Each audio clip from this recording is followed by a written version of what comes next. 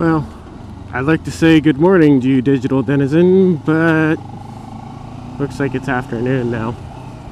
So, good afternoon to you, or whatever time it may be, wherever you are at.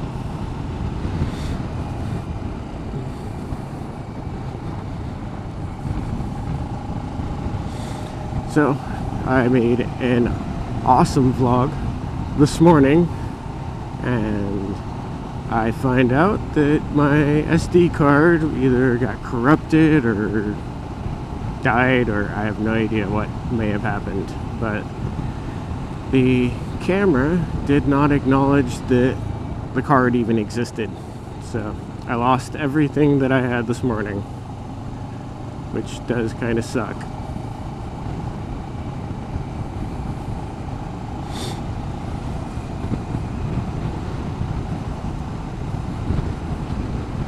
However, I do remember most of my major talking points, so I guess I can revisit them.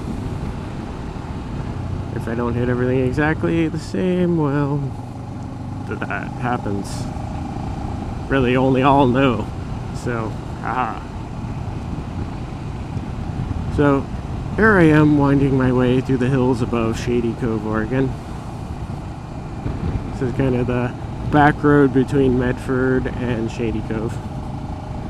It's great because this is the way that I get to go to my doctor. It was pretty awesome.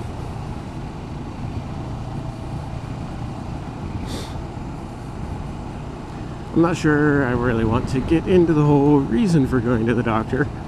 I've got multiple number of long-term medical problems that I'm currently attempting to take care of. Well, attempting to even figure out what they even are and then take care of.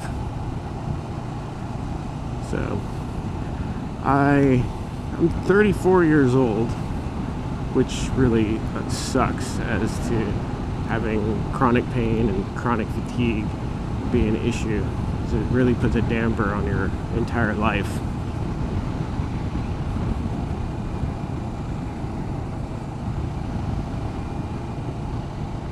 So, I am a diesel mechanic. I fix heavy diesel vehicles as my 9 to 5.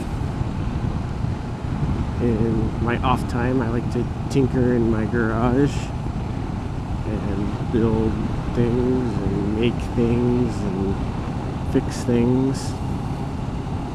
One of my long-term projects is I have a 1982 Subaru Brat that I'm attempting to build my personal ultimate off-road rig. You know, everybody has their own opinion as to what the best off-road rig is, so I'm going to put that out now that it is my opinion as to what the best off-road rig would be. And since I am building it for my purposes, it can be whatever I want.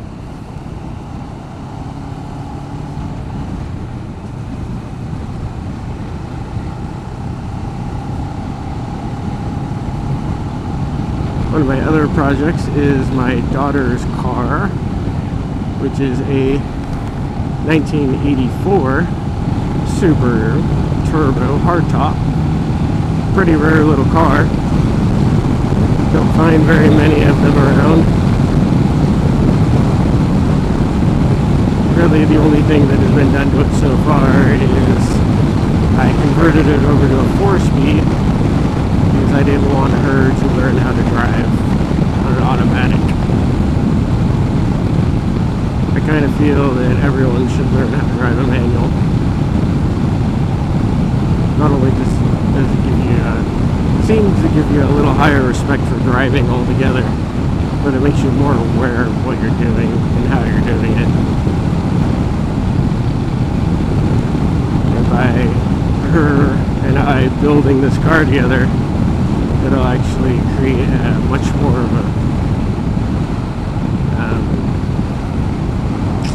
what is the word I'm looking for here? She'll appreciate the vehicle much more. That's what I'm looking for. Appreciation. I know her generation, so she's almost 10. So instilling that sense of appreciation into her is kind of a primary focus of me. It's something that seems to be lost nowadays. Too many kids are just given things and they don't develop that sense of appreciation for them. It's turning into such a throwaway world. It is actually kind of sad.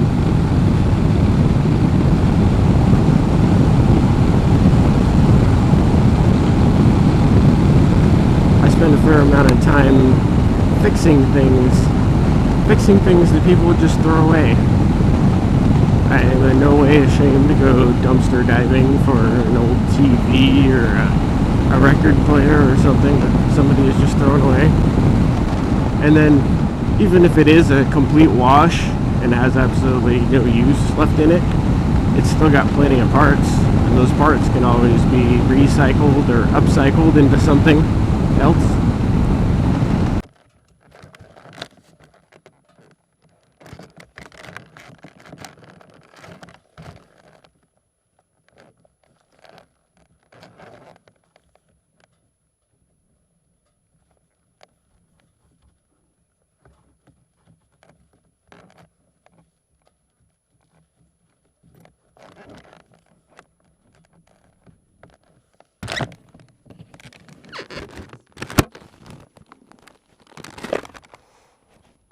Ever just have one of those days?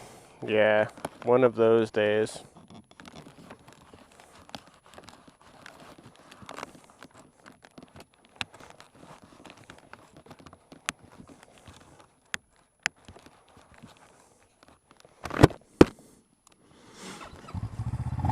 Alright, let's try this again.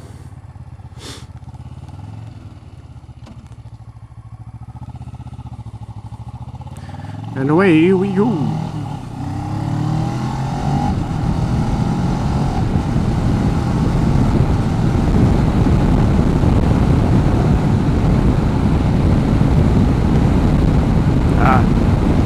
I am absolutely lost as to what I was talking about.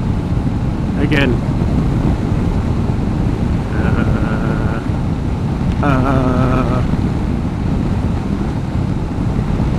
Well, I guess I can just bring up the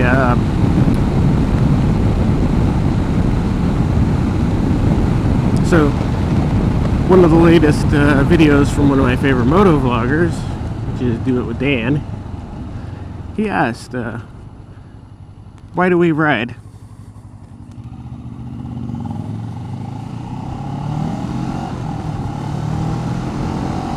And that's a big part of it right there. Community. A sense of belonging. And for me, it's got a lot to do with heritage. It actually goes back to my grandfather rode motorcycles. And while I never knew my grandfather, well, he was physically able and capable of doing this because he had multiple sclerosis and was in a wheelchair for pretty much my entire life while he was alive.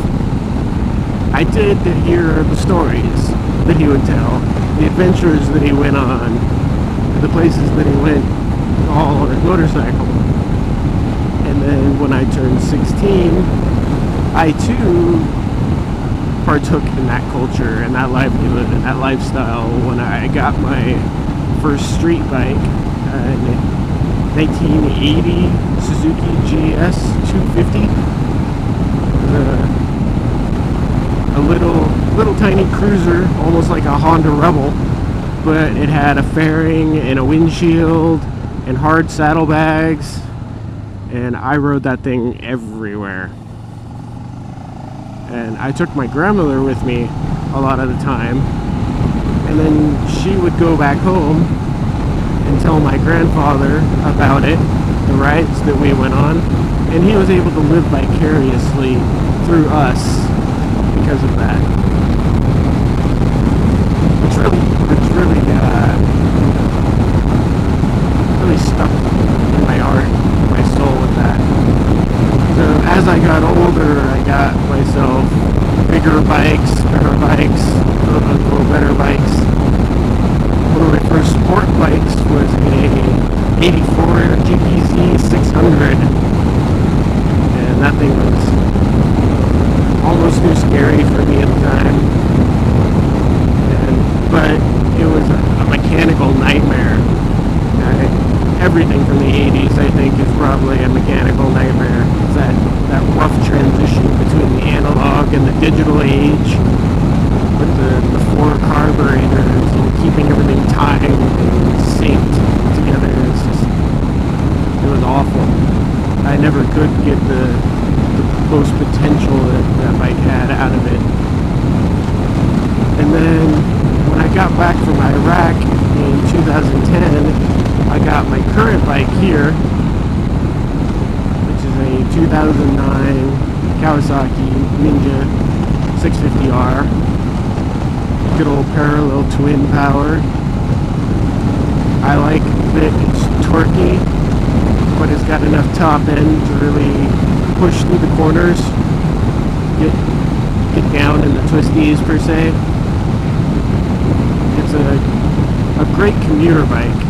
The fuel mileage is excellent, especially on my 5.5 mile commute that I do. I've gotten as much as 70 miles per gallon out of it just commuting, which is insane mileage, at least in my mind. It's enough mileage to where I can commute to work every day and then still have enough fuel to go up on a mountain or a lake road for the weekend. Speaking of mountain roads, those mountains over there. This is why it's called the Rogue Valley, because we are surrounded on all sides by mountains. It creates for a great place to live. The weather is mostly mild. It makes for winters that you can ride all year round.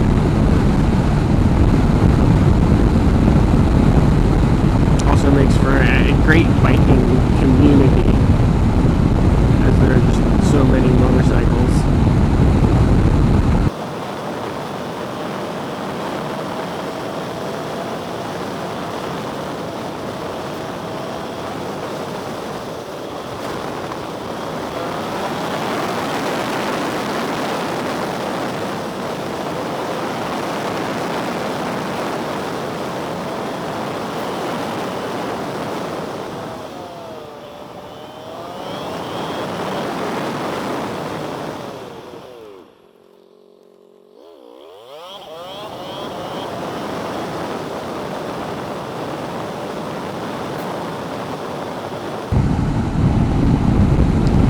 Smells hot out here right now.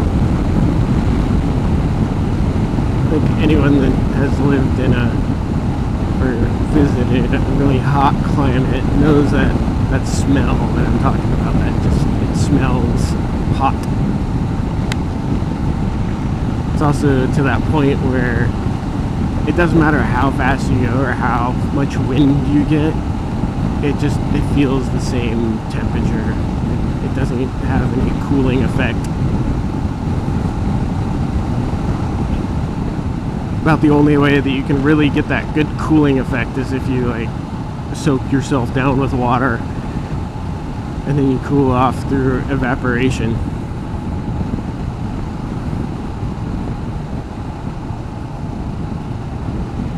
Which for me, I'm not really interested in doing that. I'll just deal with it.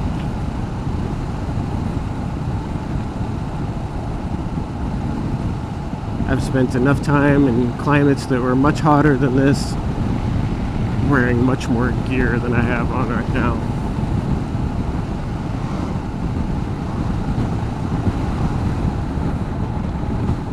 Now, if the temperature breaches 110 degrees, that might be another story, which the forecast has later this week at 110.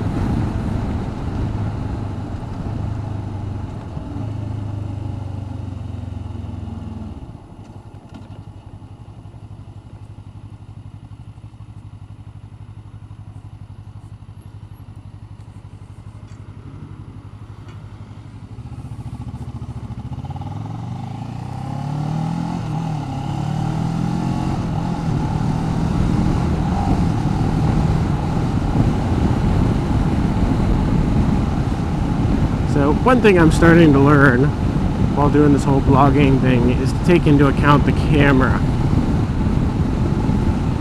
The camera is fixed on the side of my helmet, and therefore it can only see where my helmet is turned. So whereas I do a lot of scanning ahead with my eyes, which is one of those things I was taught in the military how to do. When you're in an observation post and you're keeping an eye out for an enemy, you're taught to constantly stay scanning, because your peripheral vision will pick up movement faster than if you're looking directly at something.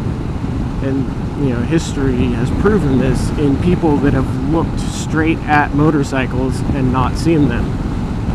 So the same thing goes for cars. You keep your eyes moving and you allow your peripheral vision to pick up that movement, and then you can turn toward that movement and look at it. However, I need to take into account that the camera is fixed, so if I want to point something out to the camera per se, then I need to actually move my whole head and allow it to pick that up.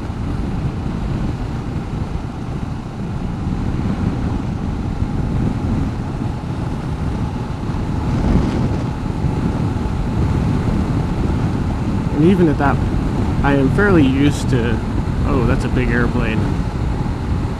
That is like right there too. Wow. That was totally a squirrel moment. But one thing I'm fairly used to, especially in riding in the wintertime in the rain, is keeping an eye straight ahead of me while turning my helmet completely to the side. So that's an effective way to clear your windscreen on your helmet, is to turn your helmet completely to the side and allow the air current to blow the water off your windscreen. It's much better than trying to wipe the water away, which will never work. Unless you have like one of those cool specialized gloves that have the windshield wiper built into the fingers or something. I never had one of those, so I'm not sure how well they would work.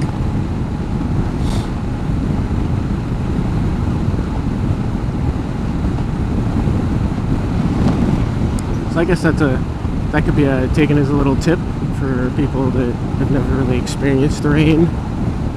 Really only works for a helmet that has a windscreen. I imagine it probably wouldn't work so well on half helmets. I guess if you wanted to get the water off your face, it could probably work.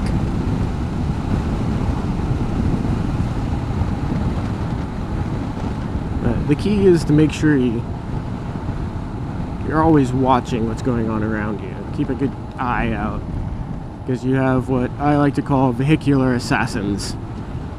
They're people that are constantly trying to kill motorcyclists. I think the worst of them being the texter. People texting have absolutely no idea what's going on around them.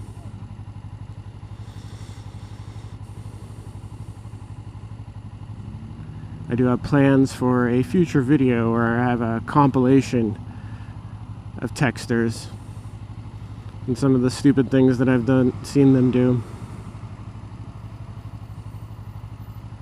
Of course, a lot of that comes down to I still need to get used to the camera and actually pointing the helmet where I want it to see. So a lot of my previous footage has not been picked up because I failed to actually turn and point the helmet where I wanted to see.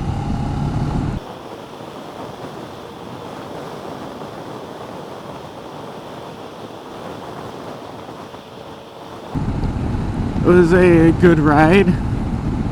I was a little disappointed in what I heard from the doctor, but we're working at the issue, and hopefully we'll come to a resolution in the not too distant future. Hopefully before anything starts affecting my riding, which right now it kind of already does. I have to limit my rides to less than 200 miles or so. Any more than 200 miles and it's just, the fatigue is unbearable and it takes days to recover. I can break up a 200 mile ride and actually have enough time to take long enough breaks to where it only takes about a day to recover.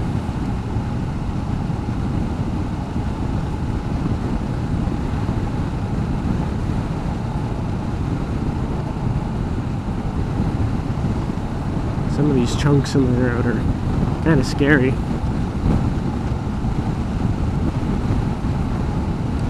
At least it's not hot enough for tar snakes to get really slippery. Once they kind of turn that shimmery color on the top, then you really have to watch out for them.